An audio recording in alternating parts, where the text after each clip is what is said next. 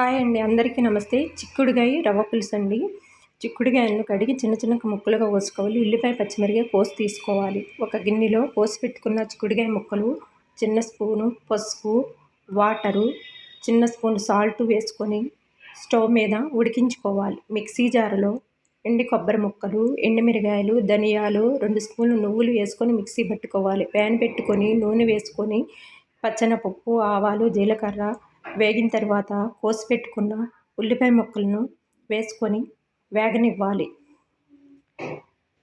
చిన్న స్పూను అల్లం వెల్లుల్లి పేస్టు, చిన్న స్పూన్ పసుపు, సరిపడినంత సాల్ట్ వేసుకొని వేగనివ్వాలి.